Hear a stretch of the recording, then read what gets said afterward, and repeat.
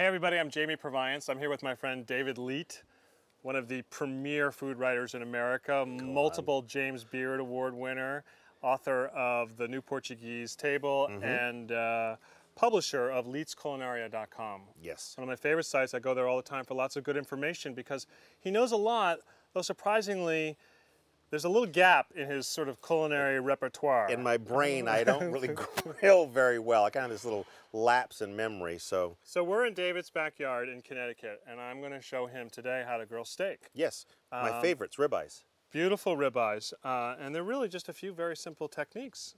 Are you ready? I promise in about 10 minutes, you're going to grill like a master. Okay. So the first thing is really, of course, the steak itself. You know, you've got to buy good steaks. Ribeyes are wonderful because they have a lot of marbling, a little extra fat that keeps them juicy. I wonder why I like it so even if you much. overdo it a bit. These have a good thickness to them, and to me, that's really important because a great steak, I think, has a great surface and a great interior. Right. And if the steak is too thin, by the time you get a great surface, the interior is overcooked. Cooked all the way through. All That right? makes it, I've had that happen to me.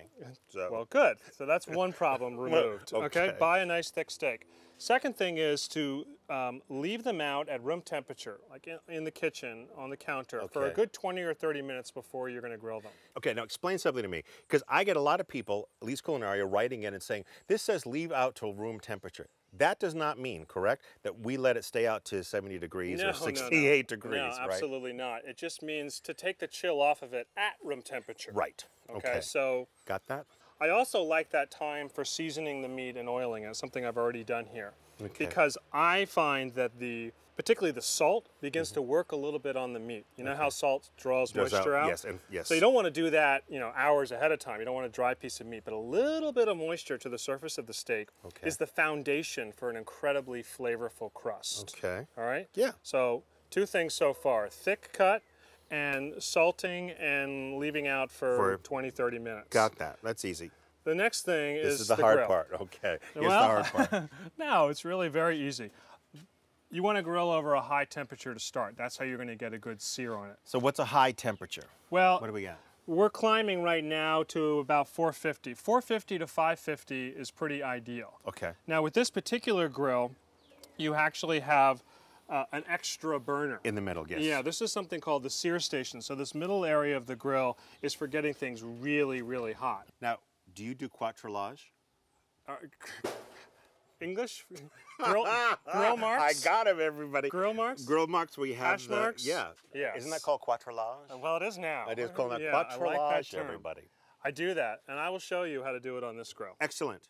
How long do you preheat this? Typically about 10 or 15 minutes. Okay. Until it gets to the temperature you want. Okay. And that, by the way, is a very good time for cleaning the grill. When it's good and hot, all those little bits and pieces from last little night's bits dinner. and bobs, and you do that with a seal brush. That's right. Okay. So we'll let this get good and hot, and then I'll take you to the next step. Excellent. So David. Yes. Steak goes on the grill. Beautiful steak. What do you think you do next? Wait, stop. Okay. It was a trick question. Oh, it was. The answer is nothing. Nothing, okay. Leave it alone, all right? You see that smoke, you hear that sizzle, those are all good things. That means the meat is browning really nicely. The key now is to let the grill do its thing, and it works best with the lid down. Okay. All right? All that smoke is being captured now, and it's surrounding the steak. Otherwise, it's drifting off into your neighbor's yard doing you no good whatsoever. Bringing over stray dogs. Now, you can take a little peek and see how your browning is looking. Look at that. That's gorgeous. Right? So this steak is now positioned at what I call 10 o'clock. Imagine there was a face of a clock there. Right. It's facing at 10. You get that? You with me? Gotcha. Now, if I move it over here to 2 o'clock, 2 o'clock. I'm going to create the, what was that term The again? quadrillage. Ah, mais oui. Mais oui.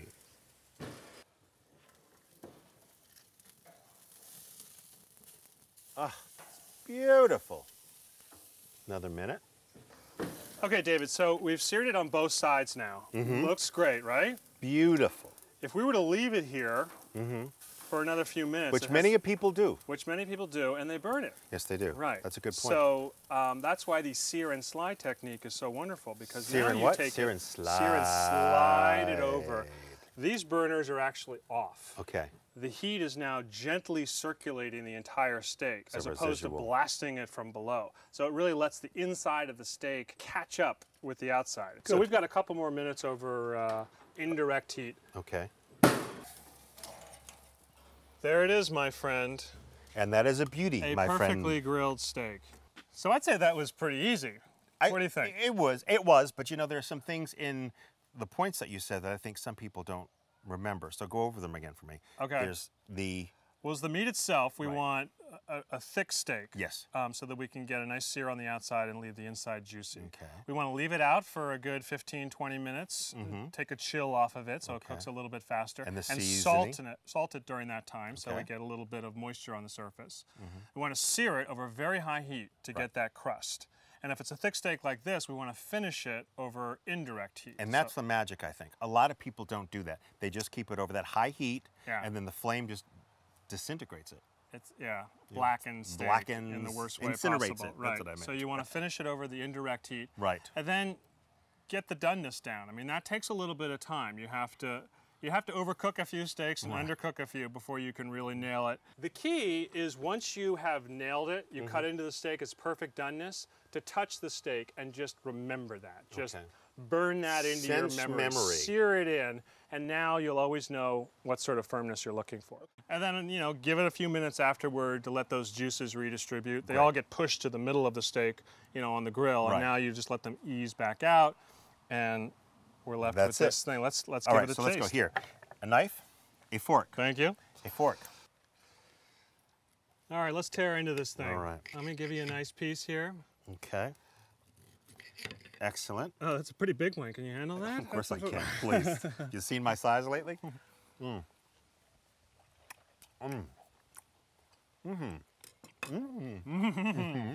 Beefy, salty, rich, smoky, caramelized.